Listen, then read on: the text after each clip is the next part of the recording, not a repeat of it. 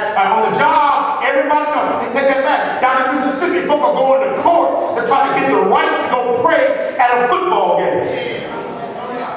Folks in the school system are arguing about trying to put prayer in the school. Everywhere people want to pray except up in the church house.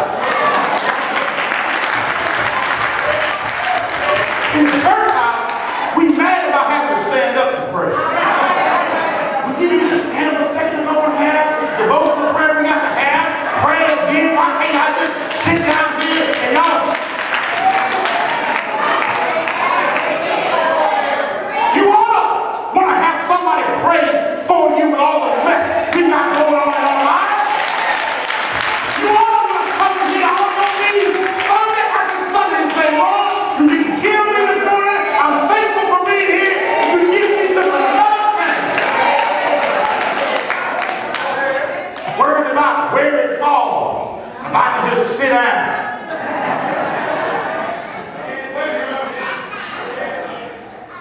Child, 14 years old yesterday, just lost his legs jumping on a tram. We got folk that got two good legs. The rest of his young life, he'll never be able to stand erect on his own. Got to beg folk to stand and give God reverence.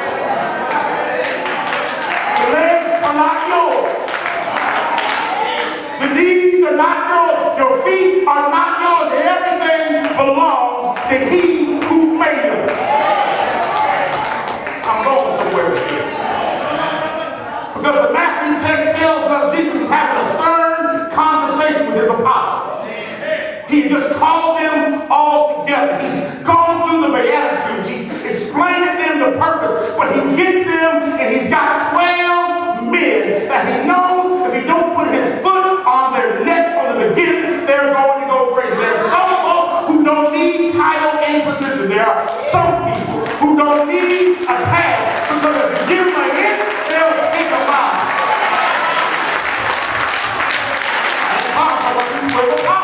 These 12 apostles got their own issues going on that Jesus knows from the very beginning. Why else would he call them together? When he gets to the 10th verse, 10th chapter, 34th verse, he said, don't you forget, don't mess up and think I came here to make it comfortable for you. Didn't come here, didn't show up to make everything all right for you. If it was going to be comfortable, you didn't need me. It was going to be the way you wanted it. Y'all didn't need to call Jesus to be among the 12. Do not think, he said, I didn't make this up on the note, it's right here in the text. My Bible says red letter, which tells me Jesus Christ himself said, do not think I came to bring peace on earth to his 12. You all think you think you're high potentate, you think you want to be on the right hand, you say you want to follow me, you say you want people to bow down when you speak the name of Jesus, you say you want to let the enemy run when you show up on the scene, you say you want to help the sick, you say you want to give ministry to those that are in need, you say you want to be a part and be a part of my team, but there's a cost to being a part of my team.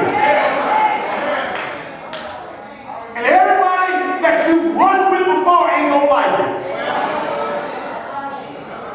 Do not think I came to bring peace on earth. I did not come to bring peace, Jesus says. I came to bring a sword. You know anything about the sword they used in first century Palestine? It's called a Maguire knife. It's a long-edged, two-edged sword. That means it's the sharpest metal that's ever been known to man. It has the ability to cut you going one way. When they bring it back, it cuts you going back the other way. He said, I didn't come to make it happy for you. I came to cause some division. Clean. Definitive. Clean. One on one side, one on the other. I come to set man against his father. Daughter against her mother. Daughter-in-law against her mother-in-law. A man's enemy will be those in his own house. Men on this Men's Day, you wonder, somebody was praying about men and their ability to stand in the way. There are so many things that have been created to segregate men. and to keep us from in position. But that's just a part of what the enemy has dealt us. There is no excuse that allows us to continue to be disconnected. Because a man's enemy, the Bible says, will be in his own household. We know it is. It ain't no surprise. What do you mean, Reverend Johnson? You got to ask permission in your own house for a man to be the man. You know, because, baby, I make more money than you make, baby. So, even though you're supposed to be the man, I make more money than you make. Because I make more money than you make, and then I'm telling you what's supposed to go on in this house. They get mad about that. See, y'all got that back here, see. When you were supposed to be the head, and God is the source of the reason you're supposed to be the head, it doesn't matter what the job says. Does not matter how much you make, baby. If you're going to marry a man, there's a responsibility to headship. Talk something like that. I'm glad. I can't run it there. If I got to fight him, a catcher rope, you come up on. I cannot run you today. I know it's not what we want to hear. I know society says he that makes the most money, therefore has the most to say, but that's not what the Bible says.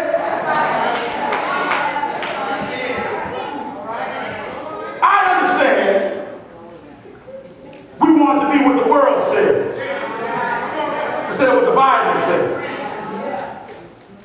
Somewhere we have to step back and allow God to be God. And the word to be what it is. The Bible says right there, man, that in your own household you'll find your biggest enemies. He who loves his father and mother more than me is not worthy. But it also says, this is what got my attention when I looked at this text, also he loves his children more. For those of us that suffer from unable to forgive yourselves, from making decisions that somehow impact your children in a negative way, we spend all of our time overcompensating, trying to make them feel happy and feel okay because mom and dad made a mistake. No, maybe mom and dad need to own up to the fact that mistakes do happen. Y'all miss that?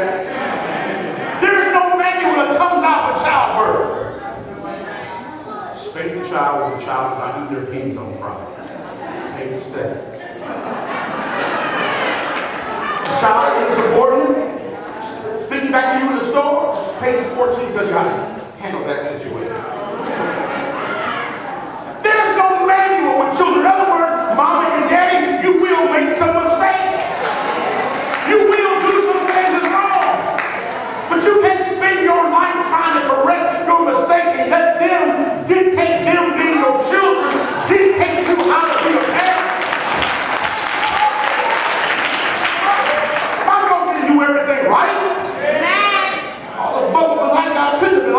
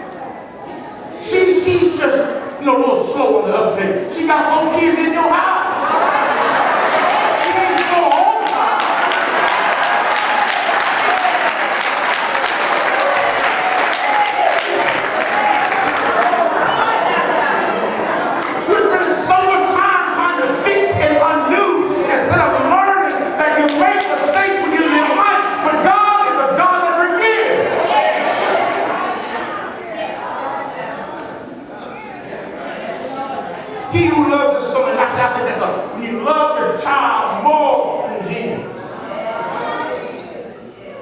When you forget that the child is given is a gift of God. All alone.